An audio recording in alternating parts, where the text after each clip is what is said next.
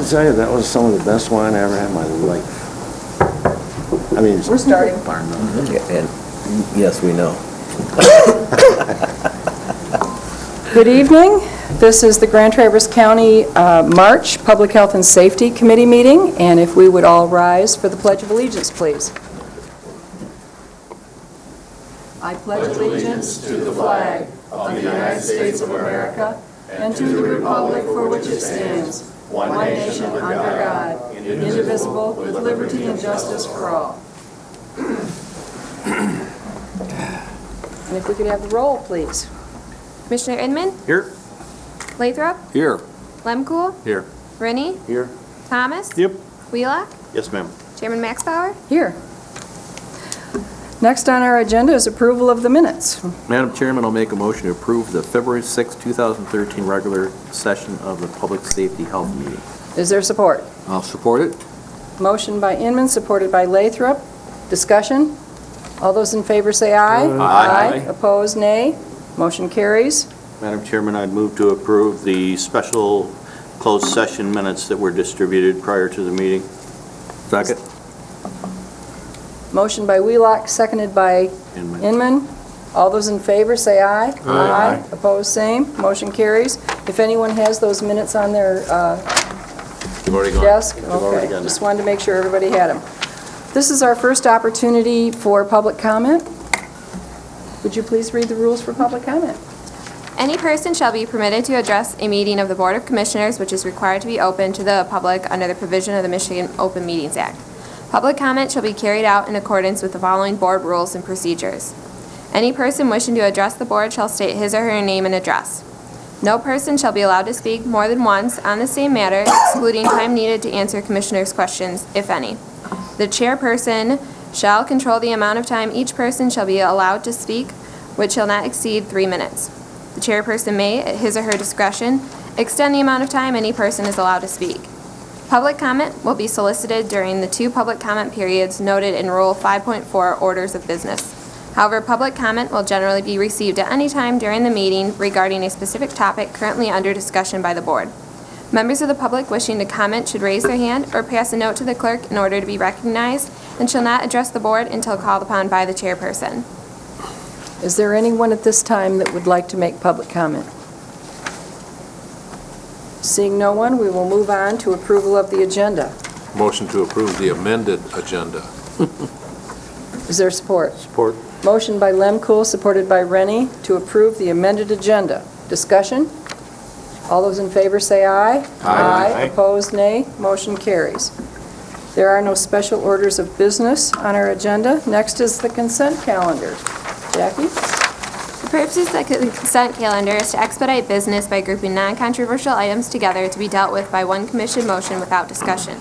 Any member of the commission, staff, or the public may ask that any item on the consent calendar be removed therefrom and placed elsewhere on the agenda for full discussion. Such requests will be automatically respected.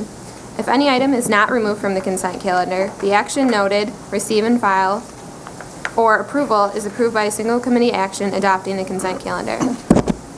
A, receive and file. 1, Commission on Aging Report. 2, Veteran Services Report through January 2013. 3, Community Corrections Monthly Report.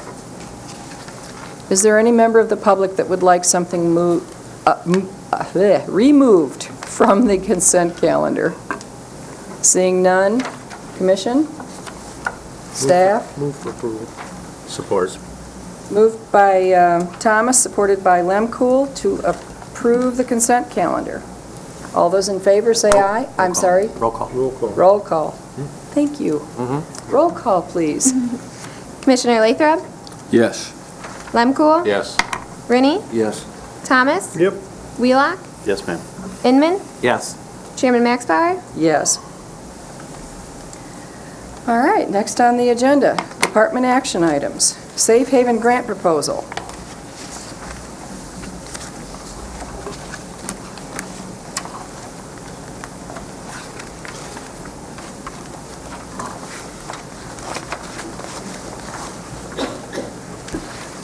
Hello, my name's Jim Shear. I'm the Director at Child and Family Services, and I'm with Crystal Thomas, who's the Supervisor for Safe Haven, and Judge Phillips, who is a supporter and a user of this program.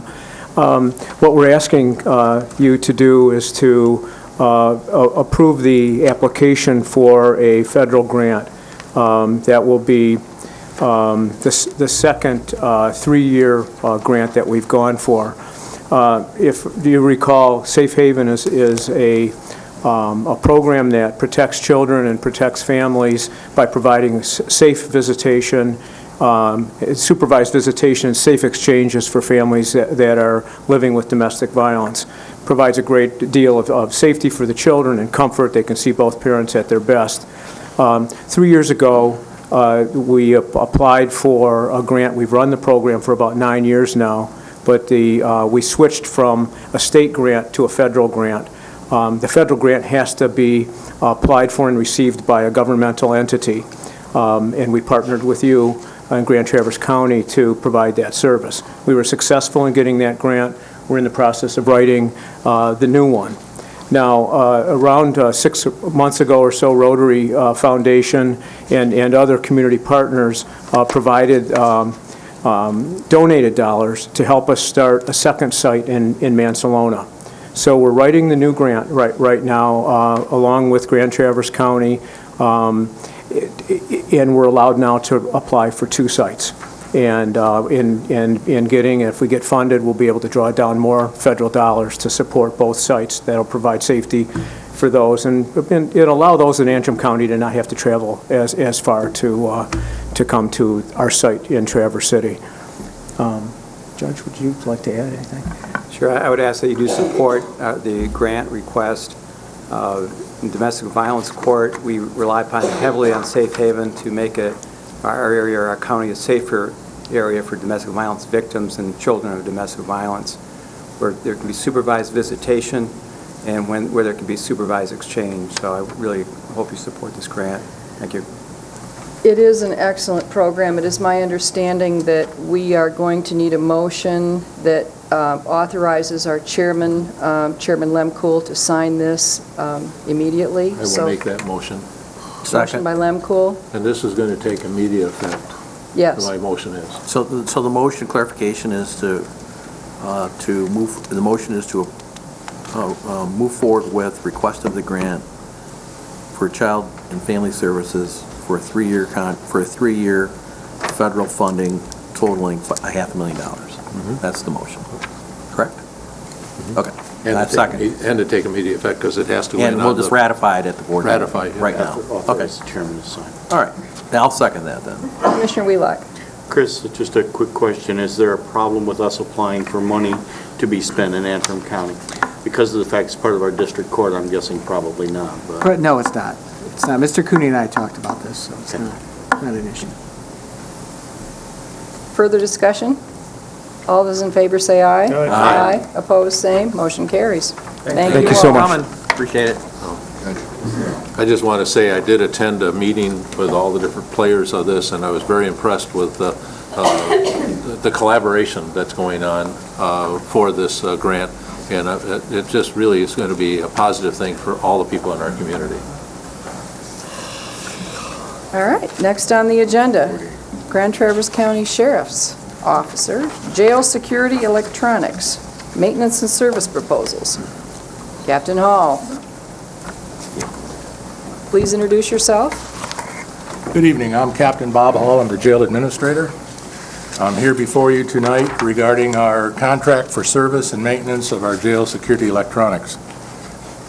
We have a contract with a current vendor, EO Integrated Systems, out of Washington, Michigan. It's near Pontiac. Contract expires May 15th of this year. The annual amount of the current contract is $38,000 a year. This is for a pretty sophisticated system that runs all the cameras, the door controls, the locks, the intercoms, the public address, officer address. It's an integrated system so that, and for most of you that have been in the jail and have seen it, somebody touches the intercom on the door and the cameras automatically come up in the control center and everything's digitally recorded. We had, the original contract was with the vendor that installed the equipment during the last remodel back in 2005. And it's been on an annual basis that we've been continuing to pay this, but The equipment is working on its 9th year now. And in the world of computers and electronics, 9-year-old equipment is antiquated. It's ancient. We're starting to experience some failures with it. It's in need of some serious upgrade, and over the next 2-3 budget years, you're going to see our jail requesting certain elements of it start being upgraded. When that was brought to our attention, we decided to put this out for a bid, a 3-year package, and roll in at least one of the first upgrades into the contract so we could freeze the price now on the best vendor for 2014's budget, which we did. We're looking at upgrading the workstations, the operating system from Windows XP that's on there now to at least a Windows 7 or a Windows 8. So, I mean, you can see how ancient that is. So, we recently solicited proposals from 8 different vendors, and they're listed on the second page of the memo that I gave you. Proposals were emailed, were available, and hard copies were sent via the U.S. Postal Service. In addition, we advertised in the Traverse City Record-Eagle on Saturday, January 5th and Sunday, January 6th for county policy. On Thursday, January 17th, we had a mandatory pre-bid conference held at the jail for any vendor that was interested in this proposal, submitting a proposal for this maintenance of our system. We did that to make sure that every vendor knew exactly what they were getting into and exactly what kind of equipment we had, so they couldn't come back later and say, well, we didn't know you had that, that's going to be extra. It was, much to our surprise, only 2 vendors showed, and one of them wasn't even on the list that we originally sent our equipment to, or our proposal to. They picked it up on the Traverse City Record-Eagle advertisement. So EO Integrated Systems and Simplex Grinnell out of Grand Rapids showed up at the pre-bid conference. On Friday, February 1st, the proposals were received, and like we usually do per our practice, we had an evaluation team put together who independently evaluated the response to the proposal, experience and reputation of providing jail security electronics maintenance services, experience and knowledge of our type of equipment, the references, which we contacted, how the vendor met contractual obligations, customer satisfaction, cost, operational methods, after-hour emergencies, billing, and implementation plan.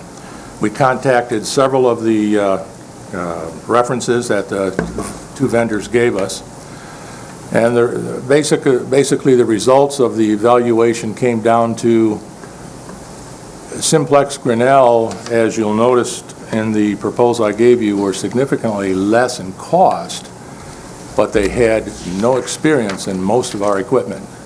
We gave them a list of every piece of equipment we had, and we simply asked them, let us know if you've ever worked on this equipment and if you have any certifications in that equipment. They never responded back with any of that. We have no idea.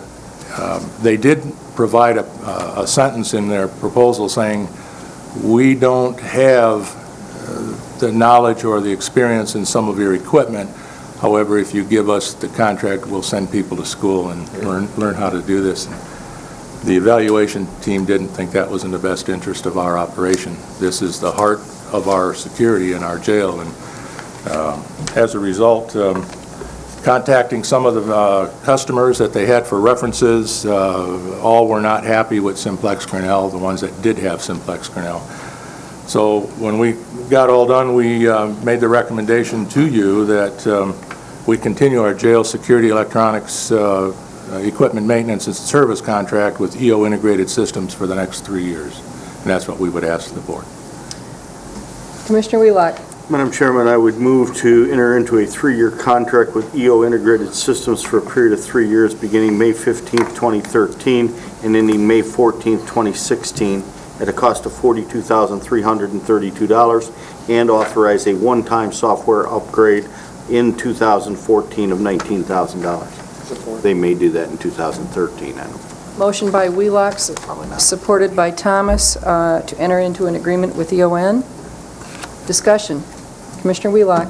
Doesn't seem like it's been 7 years when we could stand in the control room and couldn't tell whether the door was locked or unlocked. But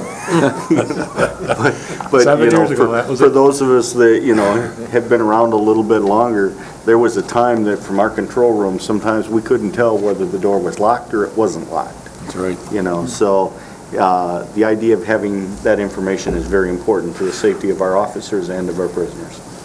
So we need to make sure that that system stays operable. EO wanted to do that upgrade this year, and I told them it is not in my budget this year, so how about 2014? And they said, okay, we can do it in 2014. So that's why we pushed it to the second year. So. All right, anyone else? Commissioner Lemko? Is there an opportunity that we can pay forward that and take it out of the following year budget if we do that? How important is it to be able to do it this year? You know, is our thing starting to fail, and can you borrow from one of our other funds to be able to do it this year instead of next year?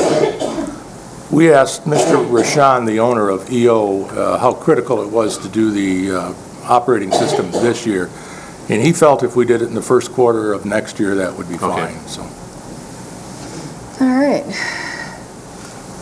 If there's no further discussion, all those in favor say aye. Aye. Opposed, same. Motion carries. Thank you. Next on the agenda is a discussion regarding the township contracts. Thanks, Bob.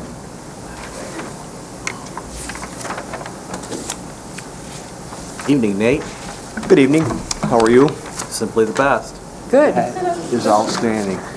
My name is Nate Elger. I work for the Sheriff's Office. I am here this evening to engage you in discussion regarding a staffing change, so to speak, and requesting additional officers to be utilized in the capacity of a Paradise Township, Mayfield Township CPO. Historically, if you may remember, Paradise Township shared a CPO in what we referred to as the Southeast District years ago with Fife Lake Township and Union Township. In 2003, the Paradise Township was not able to continue funding that officer, so it was absorbed ultimately in the end by Fife Lake Township exclusively. So now they have contacted Mayfield Township and they believe they have secured sufficient funding, or will, I'm sorry, I'm ahead of the game, they will be gaining sufficient funding for 3 years at minimum for a CPO down there. Right now, Mayfield Township is making decisions at their board level. Those decisions will be made this month. And my understanding is that if Mayfield Township is able to contribute their portion of the funding, Paradise Township will also provide the funding to equal the amount required. Nate, I think you've jumped the gun just a hair. No, and I say this because the agenda item before you is discussion regarding the township contracts. That's what she's talking about. That's all right, we can deal Well, with I this thought right you were now. talking about the Paradise submit Mayfield that, I'm contract sorry. and staffing amendment. We have both. And I think they're two different things. I apologize. I didn't submit the contract, so I'm ahead of the schedule. But we Did can, you expect anything? Well, actually, We I can think they deal with both, this right I think now. they're both basically one and the same thing. I mean, we can just deal with this matter right now, and then he can just go into the other one. Here, let me take that one back. Well, talk no, I want to go back, since I'm the chairman, I can do this. I want to go back to the discussion regarding township contracts. I asked Mr. Benda to give us all a copy of the contract that we have presently with the townships. And I told the commissioners whose township supervisors I met with about the meeting I had with the township supervisors, where township supervisors that have CPOs requested we freeze the price of those CPOs for 1 more year. And I really think that we need to have that conversation before we have the next conversation. Right, okay. And I see Supervisor Lila's here. Thank you for coming. I did try to contact Supervisor Korn, but he's vacationing in Mexico somewhere.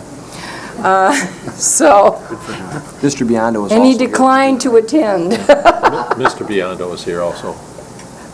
Please, if the supervisors would like to come forward and discuss this, you're certainly welcome to. But in effect, the supervisors have asked us through me, to put this on the agenda, to freeze the cost of their CPOs for 1 additional year. Would you like to comment? Okay, Glenn? Glenn Lyle, East Bay Township Supervisor, and I can't speak for all the different townships. I can just give you a overview of what was discussed, and, you know, some of them felt that what we tried to get is a floater to go when our CPOs are on vacation, training, or whatever, so we got some coverage. And that didn't go over real well, and I understand. But, so what we asked for is just to hold the price at what it is for another year. And we discussed, you know, everybody in Grand Traverse County pays for the sheriff department with their taxes. And those of us that have CPOs, the taxpayers pay a second time for what we got. And I'm going to tell you, I think it's probably the best bang for the buck that you could have. You know, we're never going to know how much crime is prevented by those CPOs being out there and just driving around and being seen. So, you know, they're worth their weight in gold. But it was just something that was brought up, and so that's what we're here for. May I speak just to a little of that as well? You certainly may. This, and I apologize for my earlier ramblings. There was a meeting we had with several of the township supervisors that have CPOs, and there was what appeared to be a disparity in the 3% increase that we've had annually since around 2002 to 2011 or 12, where there was not the wage increases that we were experiencing back in the early 2000s. Through a formula developed by Mr. Bott and I, under Sheriff Monroe and Mr. Bott and the county administrators, we agreed on that 3% for a lot of reasons, mostly for the sake of ease. We got into a situation where the new employees were under defined contribution rather than defined benefit, and the raises and the cost of wages and benefits was not meeting the 3%. So there was an appearance that that was not fair, so to speak. So that was why we agreed a couple of years ago to hold that 2%, reduce the 3% to 2% and hold it for an extra year. And so we do support the concept of freezing the wage increase if that question comes about. Commissioner Wheelock? And we've held that, we haven't raised them since 2010? No, since 2011. It froze in 2012, and we have not. 11 and 012. Yes. Okay. Madam Chairman, I'll make a motion that we freeze the current contract as 11-012 to 2013 for the community policing officers. Is there support? Support. Supported by Wheelock? Mr. Benda? Thank you. Just want to point out that every officer that you add, and this is kind of a precursor to the next conversation, right now the invoices for community policing officers are around $76,000 a year. The actual cost, when you take into account indirect costs, cost of administration, the cost of a vehicle averaged out over about 5 years, is about $117,500, which means that for every officer that you have as a CPO, the county is paying for about $41,500 of that. So, you know, if you freeze it for another year, that number is going to get bigger as far as how much the county taxpayers are paying for additional officers to be in a specific township. And these are benefits to a specific township, not to county residents in general, but only ones in a specific township. So in addition to having 24 sheriff officers that are patrolling the county at large outside of the city of Traverse City and outside of other places that have their own police forces, which is nowhere, those 24 officers, in addition to that, we have another 24 or somewhere in that neighborhood? In the 22 ball. 22? We have another 22 that we're paying about $41,500 out of, you know, in additional county funds toward those officers. So just wanted to give you some information before you got all of that done. Commissioner Well, Edwards? that does bring up a point I hadn't thought about, is that before we get to 014, and that budget and that invoice to the townships that have community policing officers. Probably should have some pre-discussion about, since if this motion passes and it gets passed by the board at the end of the month, we probably should have some discussion about what kind of jump occurs when you level that off for 3 years in the fourth year. So, and maybe it's not a big jump, but maybe just an awareness thing.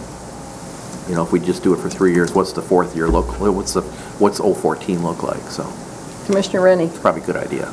I make a motion the BOC approve the request by the Grand Traverse County Commissioner Sheriff's Rennie, Department. we have a motion on the floor. So we have a motion. Excuse me. Yeah, it's a Commissioner discussion. Lemkool, We do it twice. I think you're just a hair early. we're going into our strategic planning, and is this for 2013? Yes, So this is going to affect our budget that we've already approved. correct. How does that affect the sheriff's budget for this year? Is that going to hamper your ability to be able to do the things you need to do if you flatten this things out? In terms of the 2% freeze, Versus- we anticipated something like this to occur, Okay. so. Okay, the other thing that I would like to put out, is that we have 20 officers that we wouldn't have had for $41,500 instead of $117. To me, It's a that's a deal. bargain. It's a bargain. That's a bargain. Commissioner Lathrop, Is that 41, is that essentially 41K each officer? And so we have 20 times that. Okay. Yeah, we're co-paying I for guess this. I'd like to make a comment to that effect. In 2012, we looked at the average cost per officer. Now, you're not hiring an officer who is at the top pay. You're hiring officers who are at the base pay, receiving defined contribution and benefits that are afforded by the county.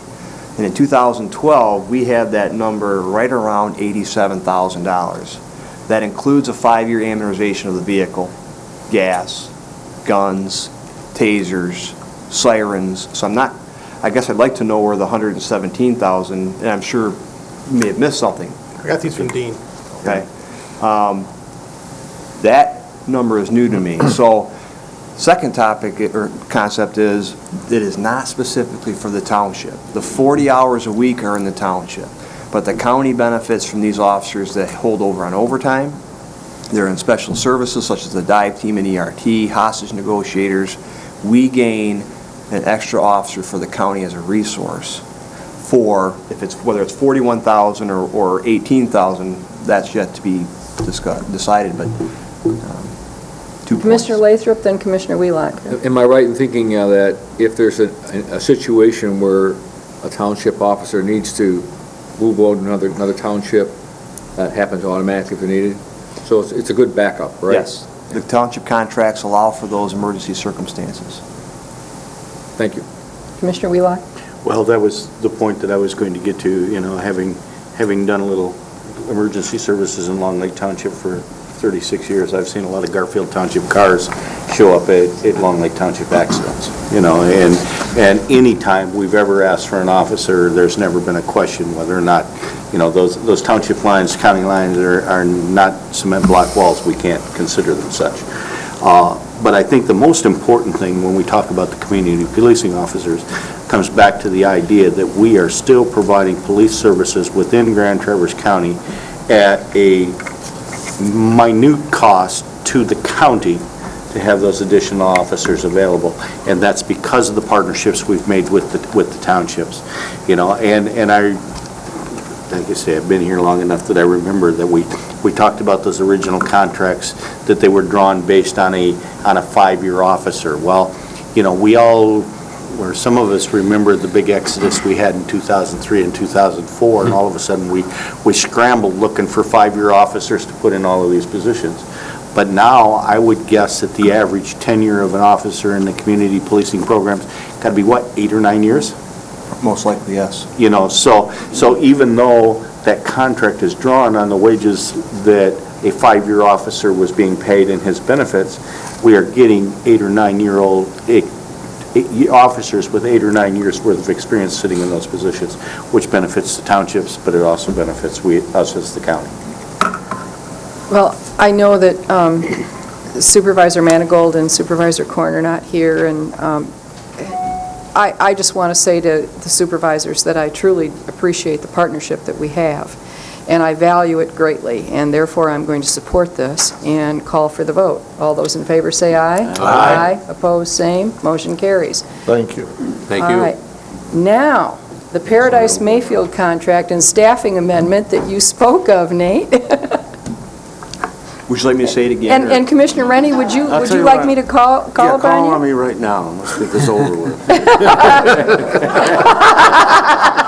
Thank you. Go. I think everyone sounds like they The agree most with us. pristine thing I've ever heard in 20 years on this county committee. Thank you, Commissioner. Yes. Ready? I'm ready. Commissioner Rennie. I would like to make a motion the BOC approve a request by the Grand Traverse County Sheriff's Department to provide a community police officer, CPO, to be shared by Mayfield and Paradise Townships at an annual cost of $74,161, should such a contract be entered into by said parties. Support. All right, motion by Rennie, supported by Thomas and then Wheelock. Whatever. Is there discussion? The only question I have is, Dave, this is going to cost us some money. Yep. Where is it going to come from? I don't know. Do we know?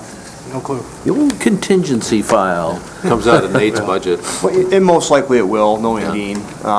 Knowing Dean, who's not here to defend himself. Dean usually does these as budget adjustments later on, so you'll Yeah. see the budget adjustment come through at Ways and Means, and then we'll see where he has identified we can get this. At the end of funds 2012, we saw a significant savings in the budgeted amount in personnel line item for the sheriff's office that we didn't expend. Yeah. And You'll that's see it where the again. money will come from. You'll see it again.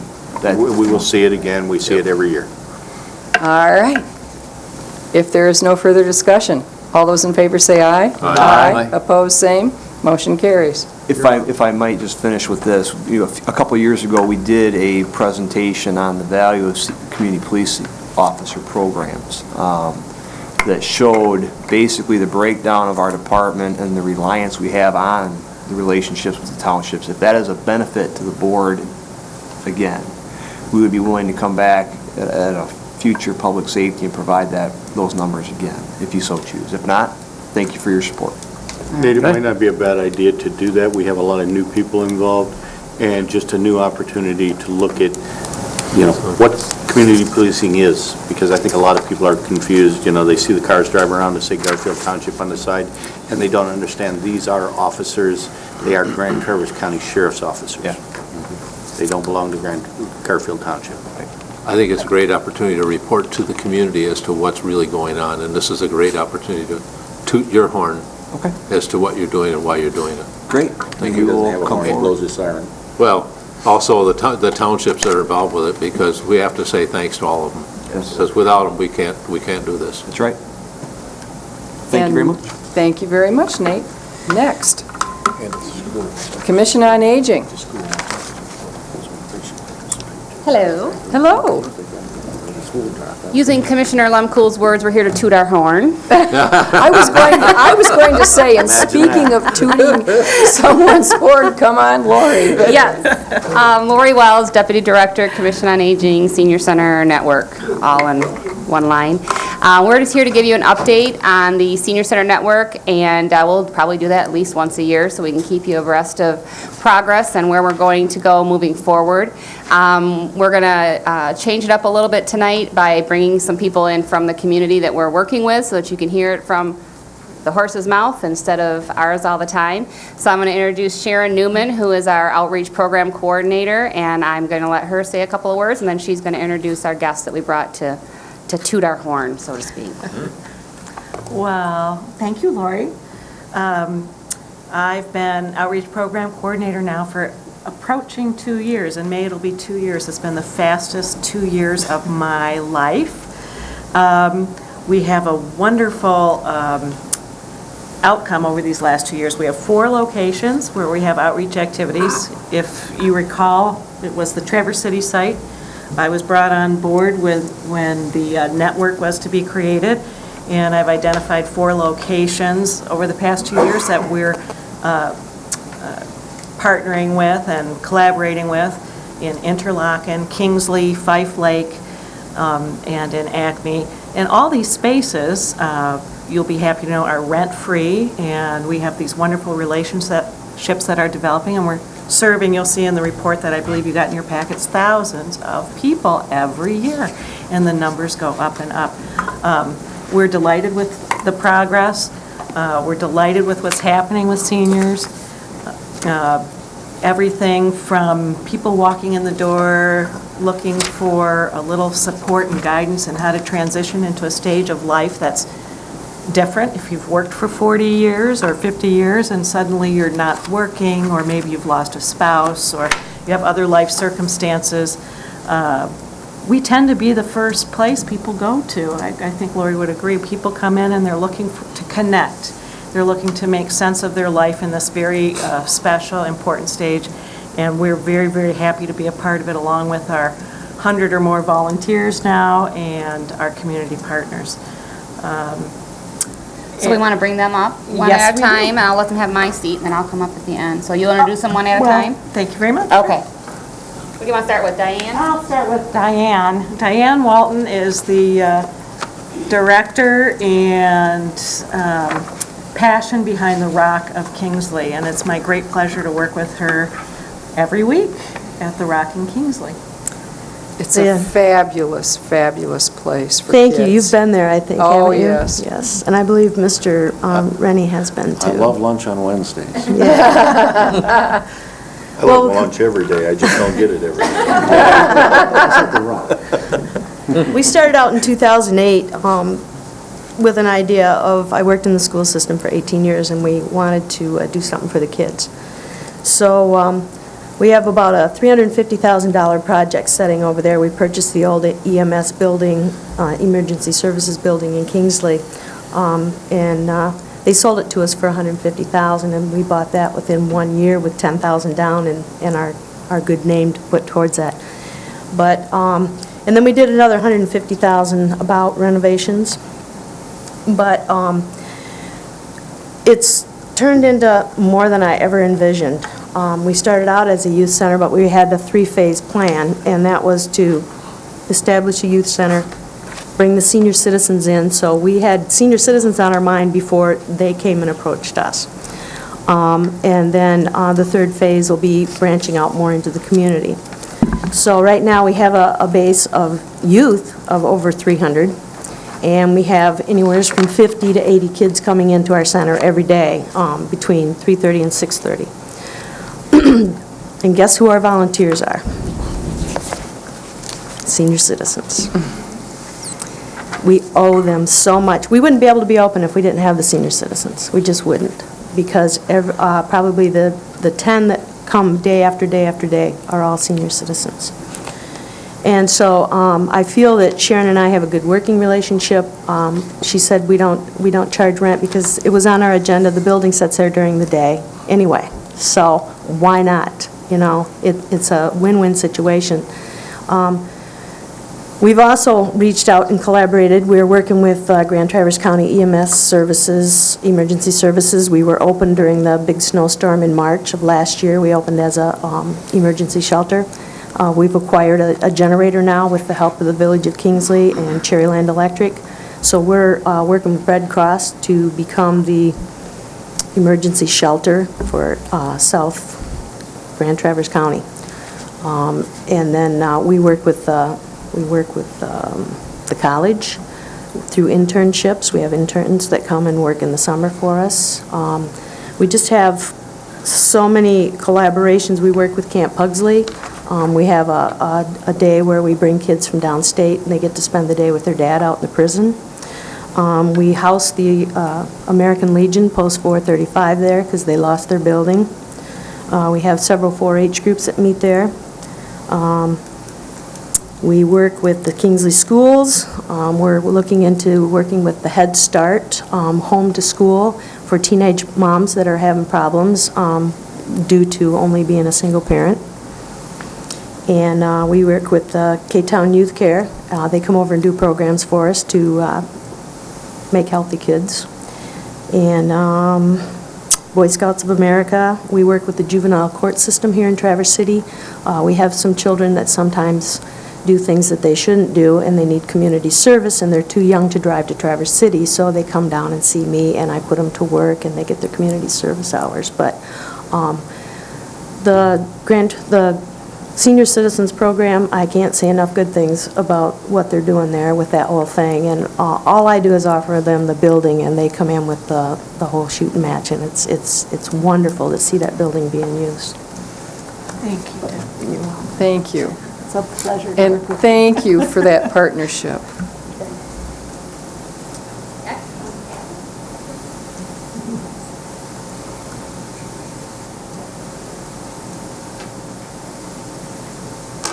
Good evening, I'm Kathy Stathakis, and I'm the administrator at Hope Village. We're a senior living community in Acme, Williamsburg, technically. And we are home to roughly 80 seniors. Our minimum age is 62, and our partnership with the Senior Center has just been phenomenal. We are so excited about it. It is truly a pleasure. The programs that they bring in, not only for our seniors who live in the community at Hope Village, but also for the seniors in the surrounding area. And every month, we've only started this, I think it's been since last fall. And we've had, every month, we see an increase in the seniors that are coming in to enjoy the wonderful programs that the Senior Center is providing for all the seniors in our area. Anything else? Again, we're really grateful to Kathy and everyone at Hope Village. They have a wonderful staff. They've actually made a space in their building available to us that's has a separate entrance, is segregated. So we have this independent space that we have control of using for all kinds of programs, everything from a pizza lunch to line dancing to anything else we might be doing. But we also have opportunity to use some of the other parts of the facility. There's a wonderful dining room and a grand piano, and so the creativity that we might bring to this is endless. So I really appreciate you working with all of us. Thank you very much. When I got to Hope Village just over a year ago, we had this wonderful space, and it was filled with stuff. And so once we cleared out the stuff and found that there was a wonderful big room, a community center with an entrance, an outside entrance, that just kind of screamed Senior Center, didn't it? Thank you so much. Thank you for your partnership. Thank you. And you're going to mention Interlochen? Mr. Biondo. Come on. Come on down.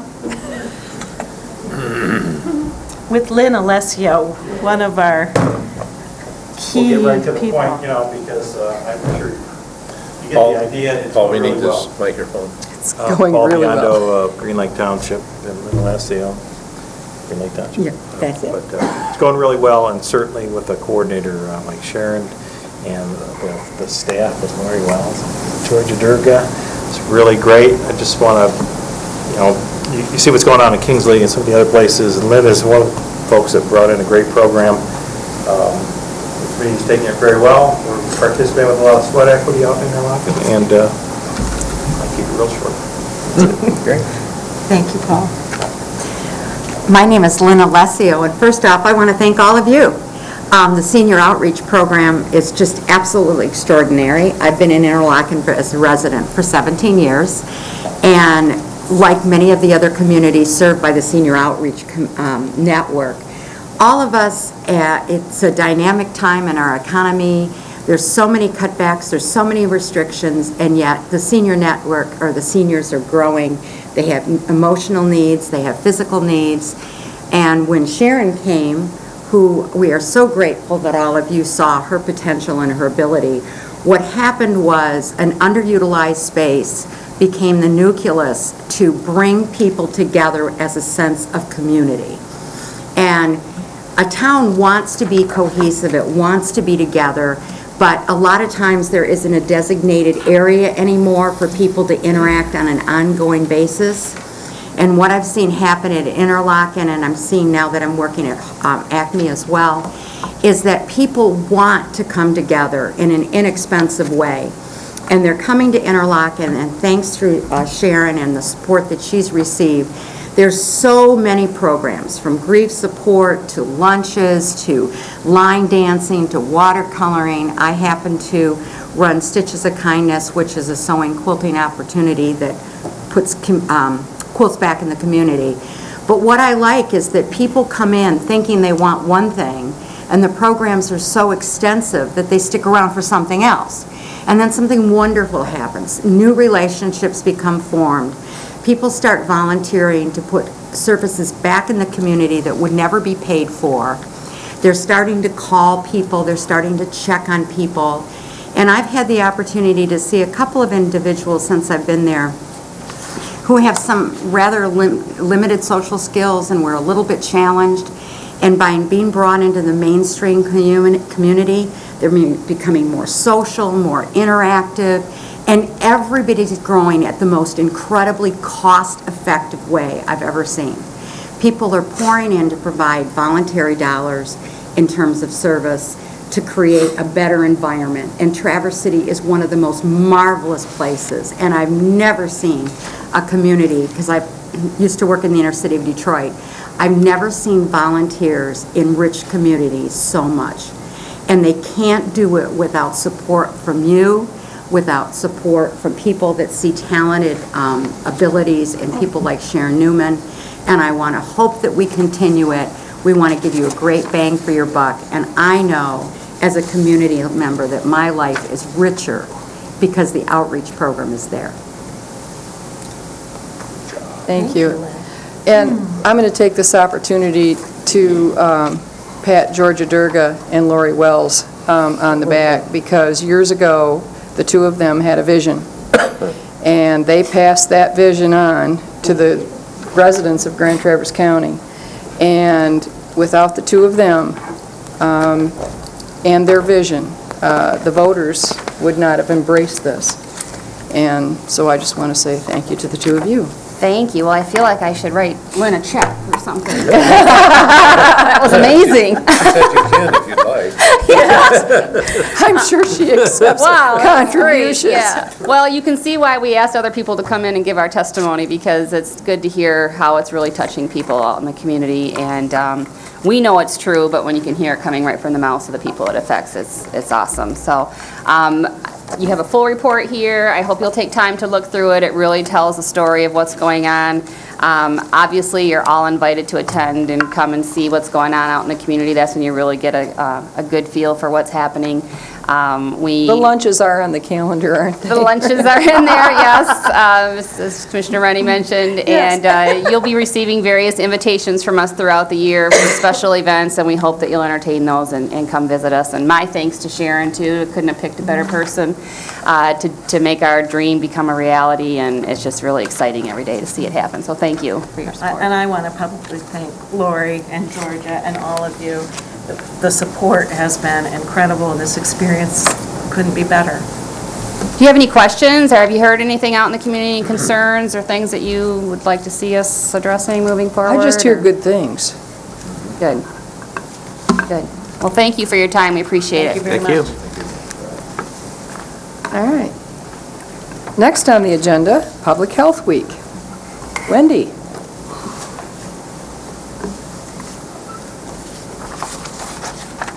If you would introduce yourself, please. Wendy Truitt, Health Officer, Grand Traverse County Health Department. I just am asking for a proclamation for Public Health Week.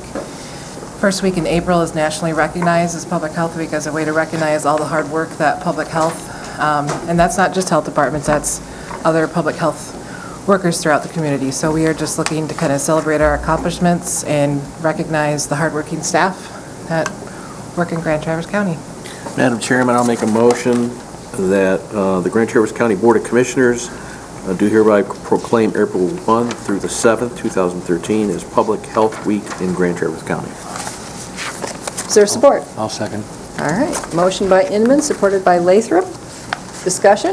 Yes. Is this going to be like the first week in every year? It's the first week in April. In every year? Yes. For every year moving forward? Is that how your association or your guidelines are?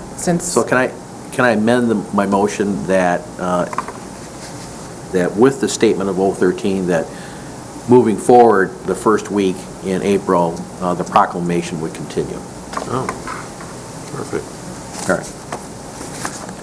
Is that acceptable, Dr. Lathrop? Yeah, yes. All right. I second that, too. Any other discussion? Wendy, are those new glasses? They are. They look great. I can see clearly now. All those in favor, say aye. Aye. Opposed, same. Motion carries. All right. Jerry, you didn't have to laugh that hard. Next, Tom was just snickering. Yeah, I know. fiscal year 2012, 2013, Michigan Department of, hang on. Help me, Wendy. Community Health Comprehensive Planning, Budgeting and Contracting. We have CPBBG. CPBP, yes, BC. We have two. I'll make a motion that we approve it. Support. Motion by Lemkool, supported by Thomas. Discussion?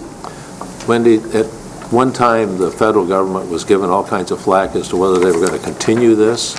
Is that still a challenge? You know, I know that, you know, we haven't, I don't know if we've talked about this to our legislators or not lately, and I know at one time they were talking about trying to eliminate this particular grant. Is that, we haven't had any problem with it lately? Cool. Not lately. Good. We have to thank our legislators for allowing this to continue to be part of our community. Always amazes me that they have to amend these agreements, even though they didn't change the dollar amount, they didn't change any of the requirements or anything else, Yeah. but we have to have an amendment. Yeah. Okay. I'm assuming, for the sake of Jackie, that we are moving to approve amendment number 2 Yep. to the comprehensive planning, budgeting, and contracting as presented contingent on the review approval of the prosecuting attorney's office, And we've already reviewed it, and we've approved it. and it's fine. Yeah. All right. Any additional discussion? All those in favor, say aye. Aye. Opposed, same. Motion carries. Madam Chairman, I'll also make a motion that we approve the agreement and amendment number 3. Is there support? Second. Motion by Lemkool, supported by Inman, to approve the amendment number 3 to the comprehensive planning, budgeting, and contracting as presented, contingent on the review approval of the prosecuting attorney's office. And We did review this one as well. all right, And at least this time we get more money. Commissioner Thomas. That takes a total from 94.6 to 107.6, right? Yeah. All right. Okay. Further discussion? All those in favor say aye. Aye. Opposed, same. Motion carries. All right. Next on the agenda, the Pavilions Remediation Agreement. That's for Ron Nguyen. I'm sorry? That'll have to come later. I can give you a little update. That did come before the Brownfield, and they are looking at contracting this out to look at the site that's next to Munson's parking lot. So they have to have the agreement in order to be able to, they have to have approval in order to figure out that they can transfer the ownership to Munson, and Munson won't accept it until we have a clean bill of health. And we've got to do closure on this site. We need closure on this site. All right. Next on the agenda, update on holding tanks. Tom Buss, Grand Traverse County Health Department, Environmental Health Director.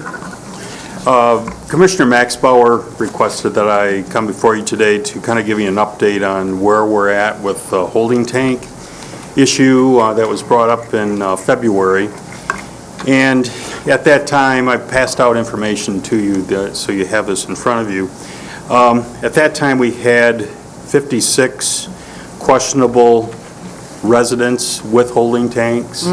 And we told you that we were going to go back and try to resolve those to see where those holding tank wastes are going. Since that, if you look underneath that first sentence there. When we get to the next section, you see that we removed 18 of them. We've been working with the Department of Public Works and checking our records too. We found errors in both, so we could remove 18 out of that 56. Then we sent out a letter, and a copy is in your information there, requesting that the remaining 38 residents respond to us and count as to where their holding tank wastes are going. So as a result of that, to date, we've received 18 responses, and we've reviewed all of those responses, and they all seem like pretty reasonable responses, and I just wanted to go through some of those with you to see, what the reasoning was. One, house has been vacant, cabin has been mostly vacant, holding tank pump 62111, receipt attached, guest cabin has not been occupied, cabin has not been used for years, cabin only used 30 days per year, no laundry, last pump 7/8/11, no receipt available, had septic system installed, moved out, up for sale, not in use from 2011 to present, little use, only 4 times per year, vacant since 2011 and for sale, not used due to health, septic system has been installed, septic mound system was installed in 2006 with a permit on record. Owner has been in poor health, in and out of hospital. Per grandmother, no one has been living there. And the last, only 2 to 4 months per year, used 2 to 4 months per year by one person, very conservative water use. And as most holding tank people know, when it's yellow, let it mellow. When it's brown, flush it down. So they're very conservative, and I kind of paraphrased what they had written. So, but that's basically it. So as a result, we are now down from 56 to 20. And of those 20, we just resent 7 of the letters that came back to us as undeliverable for many reasons, either no mailbox or the people are gone. So we found mailing addresses for those 7. They've been sent out. 4 of the sites, we had one of the sanitarians go out to Green Lake Township, look at 4 of the sites where we were questioning, why they hadn't sent anything in yet. Those 4, all 4 driveways were still not plowed, so we would assume either the places are vacant or the people are in Florida. So I guess all in all, they have till the 15th still to respond. You're working on it, and I greatly appreciate that. So, I'm pretty happy actually with the results we've received so far.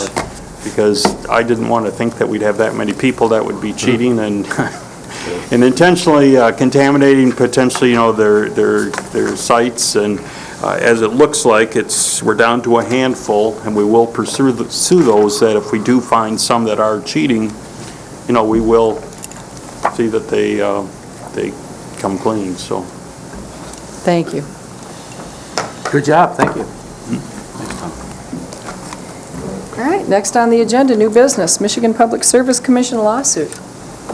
And that is just a handout. Oh, here she is right there. Here she is. Boy, Larry, you're asking for it, Larry. She sit over there in the corner, so quiet. Jamel, introduce yourself, please. Cherish the thought. Jamel Anderson, Grand Traverse County 911 Director.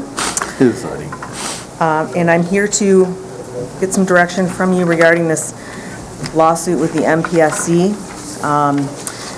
As I said in the agenda item, it's been a 5 or 6 year lawsuit, and then they gave us 11 days to come up with some, sorry, I don't mean to laugh out loud at that, but some kind of decision. So Doug Van Essen, who's our legal counsel, is working with the 24 counties, and each county is looking at this obviously from their own perspective, but my recommendation is to attempt to recover some of the funding that we have lost over the past years, and that's what I'm here to ask for, basically your authority to move ahead in that direction. Sounds good to me. I would entertain a motion. So moved. You okay? Second. It's that new technology, it's wearing him out. So does the body of the motion give you clearance to, you're just going to work with the With attorneys that have been working on this and just communicate to them by letter form, whatever that, and verbally or by letter, that you will, that we want to pursue as much as I kind of already have, I just want need to you to collect. tell me it's Jamal, okay. exactly what is Commissioner Thomas moving for here? He's moving that our legal counsel can negotiate an agreement with the MPSC. What he said. In which we'd be authorized I'm doing this for Jackie. to collect the 94 cents in funding over the next 5 years, or bring back reasonable counter offers from the MPSC if they can do that. Good. I'll accept that second. All right. Jackie, are you all set? Yes. Oh, I'm sorry, and/or for us to request a contested hearing. That may be part of that also. Okay. Commissioner Lemko. That's what I said. Jamal, my question is where is this money coming from? If it's an they escrow. allow us to do it, we're going to increase people's phone bills in order to be able to recoup this. Yep. So instead of the, 74, you're going after 82? No, instead of 66, we requested 80. Okay, right. Then it got reduced to 66 based on some formula that no one knows where it came from. And based on actual data, the 80 cents should be probably no issue for us to get our surcharge moved from 66 to 80 cents. From the 80 to 94 may be more of an issue, but I feel it is definitely worth pursuing considering what's happened during the course of this lawsuit and the need that we have for upgrades. Yeah. We actually need more than that. That would be a vote, though, and that'll be a different day discussion. Commissioner Wheelock, then Commissioner Lathrop, then Commissioner Rennie. Okay. Commissioner Wheelock. Well, I'm struggling with the 94 number. You know, this board approved the 80 cents number a long time ago. And, you know, my concern is that it's not the residents of our community's fault that the MPSC reduced it to 66. I did ask if we could just get the MPSC to pay it out of their own pockets, but no one would listen to me. That's not happening. I find that hard to believe. You know, I guess, you know, at least in my mind, I had no problem justifying the 80 cents when we looked at those numbers before. I just have trouble going back and penalizing the citizens of our community the other 14 cents because of some bureaucrat's decision to reduce the 80 cents to 66 cents 5 years ago. I don't disagree with you. However, another perspective is that they haven't been paying the 80 cents either. I understand that. Commissioner Lathrop? Oh, this would go from, what is it, 60 to 94? That's what you're saying? 66 to 94. Okay. And that would be for like 5 years or so? Probably about 5 years, depending on what happens with funding legislation and other factors. But yeah, that would be the plan. And then you would adjust it back down? Is that the idea? Yes, when we recovered, and when I did the calculations, I mean, that gives us almost all of the recovery. Yeah, and then we would adjust it back down to the 80 cents unless the board authorized something different, and we went a different route. Commissioner Rennie? My question is, you're still short of the $1.7 million. Where's that other money come from? Comes from general fund. Okay, so why can't we raise it overall and and face the times that we're in? Costs have gone up. This has been Can't right now, because the board authorized 80 cents. That is what the MPSC and the court will look at, is the 2008 data, and that is that you authorized 80 cents. So they aren't going to allow us to change that now, even though we're saying 80 to 94. That's recovering because we only were collecting the 66 cents because of the MPSC. So if we want to fund central dispatch through a different mechanism, that would have to go out to a vote of the people. Okay, but I still say we're short, and we have to face what the bills that we have to pay. Right, and that's where the 94 cents is the most we could collect at this point in time without going out to a vote. And either a millage or surcharge vote. And there's a lot of history behind that. And the 94 cents is very conservative if you look at other counties and what they collect.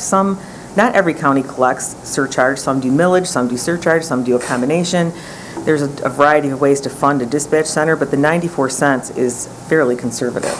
Should we face that as a conservative number and try to do more with that? We can't right now. I'm saying if we, later, whenever. Yes.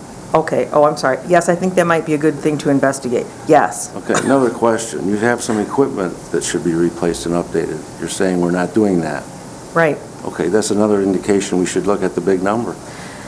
I don't disagree with you, but it's kind of one thing at a time, and this is what we can do today, but I definitely agree with you because the funding is, I think we've done collectively an amazing job between the commissioners understanding when we have needs that absolutely have to be met and doing that, and then we've done a good job with grant funding and trying to finagle things around so that we can keep things running and improving things. However, we are not where we need to be. We've got to replace some equipment, and it's going to happen one way or another. What are some of the charges the other counties might use?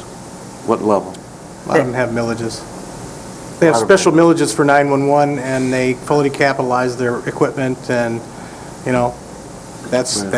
Is the millage a better way than a surcharge or something like that? Well, it's the counties that have been under surcharge that have been under duress. I mean, their systems are getting antiquated, you know, and the Public Service Commission has really underfunded it, so the general fund gets stuck with the bill. We got stuck with over $1 million a year. I guess that's my point. And we still don't have it fully capitalized, so the $1 million a year is just operating costs. It has nothing to do with replacing all the equipment that costs hundreds of thousands of dollars. So, yeah, it's not really on solid finance. It's not funded correctly. It's not stable. With there's no... To keep on the cutting edge and all that. If you want to get on the cutting edge, it's going to cost a lot more money than you can put in, than our general fund can put into it. So would a millage be a better alternative?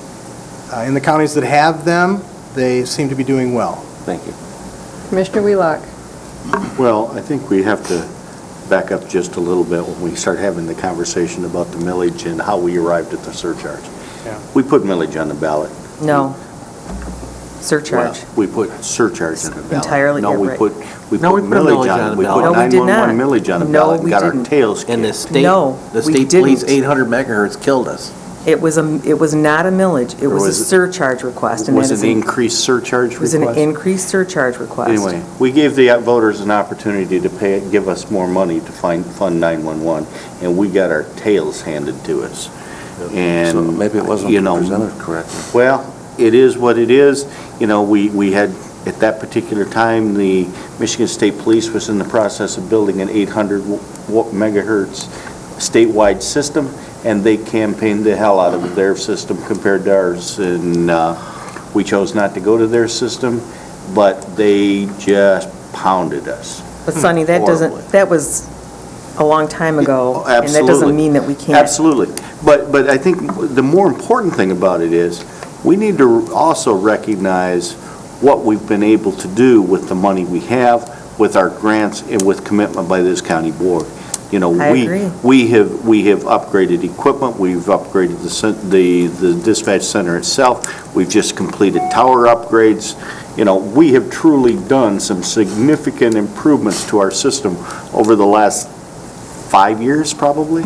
At You know, least. And there was a long time that we were pretty stagnant about improving things, but we have made significant improvements to our system over the last 5 years.